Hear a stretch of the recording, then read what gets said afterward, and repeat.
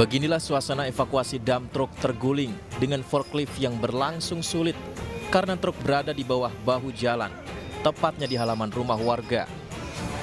Truk pengangkut pupuk ini terguling setelah sopir tak mampu menguasai kemudi di tanjakan saat ada truk lain yang melintas dari arah berlawanan. Truk kemudian terguling dan menimpa sebuah rumah di Jalan Greges Barat, Surabaya. Akibat kecelakaan ini, 1 orang meninggal dunia atas nama Nurwulan Destiana, 37 tahun. Terperosok dan terguling menimpa rumah. Untuk penghuni rumah waktu itu sedang tidur dan meninggal dunia. Sopirnya Pak, sampai saat ini? Sopirnya gimana Pak? Sopir diamankan di garasi. Oke. Di garasi.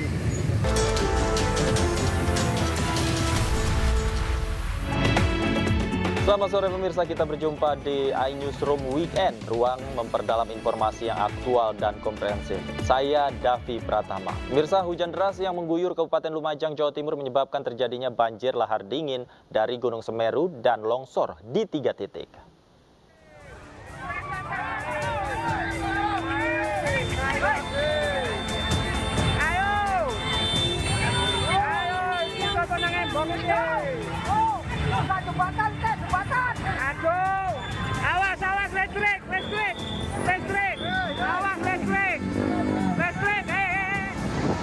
Jembatan Kalimantan dihantam banjir.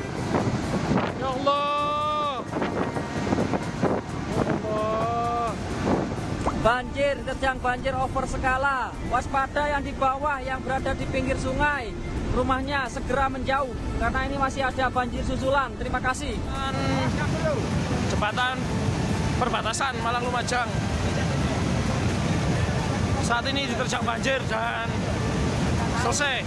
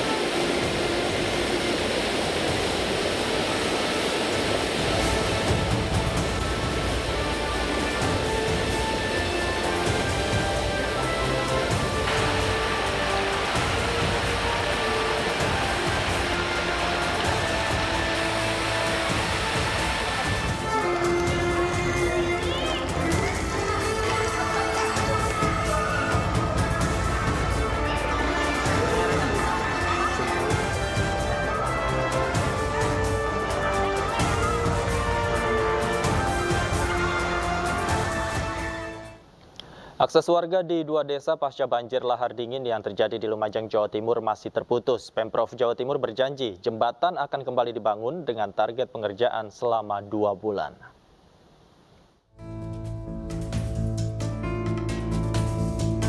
Saat ini jembatan Pencut yang berada di Desa Klopo Sawit, Lumajang, Jawa Timur masih putus. Kondisi jembatan putus total, bahkan puing-puing badan jembatan hilang tak tersisa dihantam dahsyatnya banjir lahar dingin yang terjadi Jumat lalu. Akibat putusnya jembatan ini, akses yang menghubungkan Desa Klopo Sawit dan Desa Tumpeng putus total. Warga juga harus berputar sejauh 7 km untuk beraktivitas. Dalam tinjauannya, Gubernur Jawa Timur Khofifah Indar Parawansa berjanji jembatan akan dibangun kembali dan akan selesai dalam waktu 2 bulan. Ini untuk jembatan Klopo Sawit, ini tugasnya Pemprov. Insya Allah kawan-kawan doakan lancar, 2 bulan insya Allah selesai. Selain meninjau jembatan yang putus, Khofifah dan rombongan juga melihat kondisi warga dan memberikan bantuan kepada warga terdampak. Selain memutus jembatan, banjir lahar dingin Gunung Semeru juga merusak sedikitnya 7 hektar lahan pertanian yang sudah mulai memasuki masa panen. Dari Lumajang, Jawa Timur, Yaya Nugroho, iNews melaporkan. Dan selengkapnya terkait penanganan pasca banjir bandang lahar dingin sudah bergabung bersama kami melalui sambungan telepon Kepala Pelaksana BPBD Kabupaten Lumajang, Patria Dwi Hastadi. Selamat sore Pak Patria. Selamat sore. Pak Patria, saat ini apa yang menjadi prioritas bagi petugas untuk penanganan pasca banjir lahar dingin di sana? Jadi di hari ketiga ini prioritas penanganan tetap yang pertama kita memberikan pelayanan dasar kepada seluruh pengungsi, mulai kebutuhan makan, tempat untuk istirahat, tidur, kemudian peralatan mandi dan obat-obatan. Kemudian di saat yang bersamaan kita melakukan aksi penanganan di titik-titik yang menjadi lokasi bencana. Seperti kemarin 2 hari penuh teman-teman membuka akses material longsor yang ada di kilometer 59 Piket Nur, sehingga akses kita bisa masuk. Kemudian yang ketiga melakukan pembersihan rumah-rumah warga yang kemasukan air, lumpur, material hasil banjir, beserta dengan fasilitas-fasilitas umum termasuk masjid, sekolah, musola, jalan itu bersama-sama kita bersihkan gitu. Ada berapa posko pengungsian Pak yang saat ini sudah didirikan?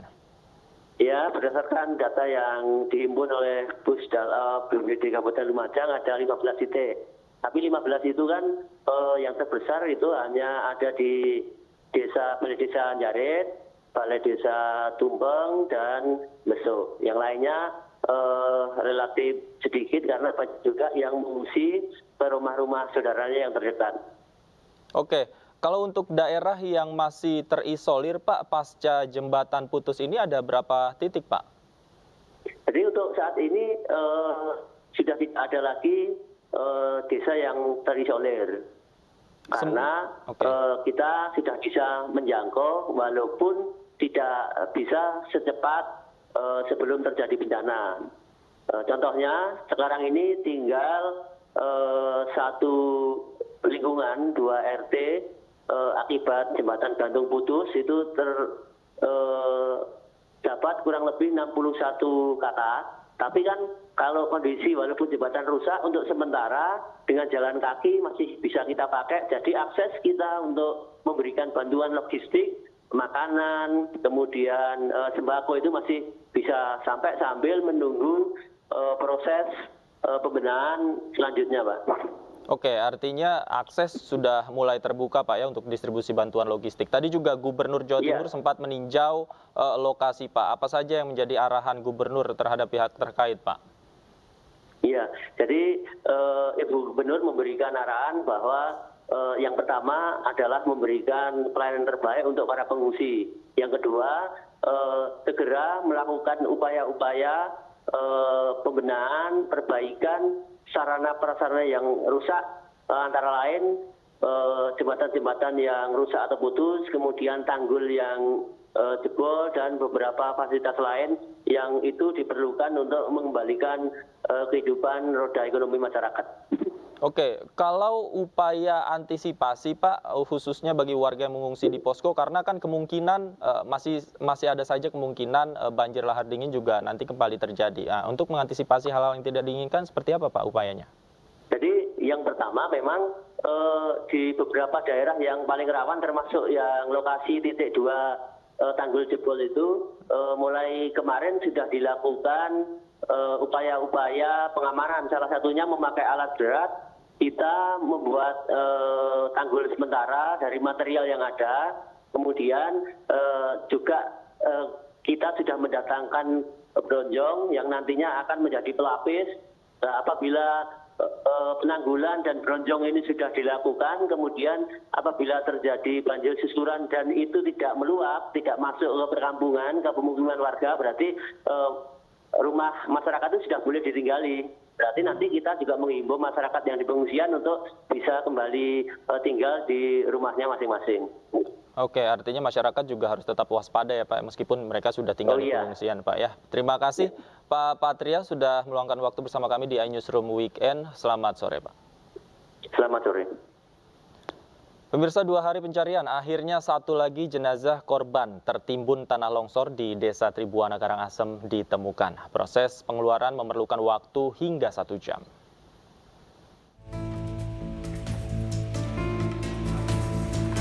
Tim SAR gabungan menemukan korban terakhir akibat tanah longsor di Desa Tribuana, Karangasem, Bali sore kemarin. Sebelumnya dilaporkan seorang kakek dan cucunya menghilang tertimbun longsor. Tim SAR berhasil menemukan jenazah sang kakek namun masih belum menemukan cucunya. Setelah 2 hari pencarian, akhirnya jenazah sang cucu Iko Mang Aditya 15 tahun ditemukan sekitar pukul 15.30 pada posisi tertelungkup. Proses evakuasi berlangsung hingga 1 jam lamanya. Berhasil ditemukan di bawah himpitan reruntuhan, ada pepohonan dan tertimbun akar. Kemudian dari proses penemuan tersebut, untuk proses evakuasinya mengeluarkan untuk mengevakuasi kurang lebih 1 jam. Baru berhasil dievakuasi karena banyak material dan akar pohon yang menghimpit target demikian. Bencana alam tanah longsor di Banjar Dinas Ngiskaler, Desa Tribuana, Kecamatan Abang, Karangasem, Kamis lalu menimbun 1 rumah warga yang terdapat 3 orang korban. Dari Karangasem, Bali, Yunda Aryesta, iNews melaporkan. Kebakaran rumah terjadi di wilayah Duri Utara, Tambora, Jakarta Barat. 76 kepala keluarga yang terdiri dari 200 jiwa terpaksa mengungsi. iNewsroom Weekend segera kembali.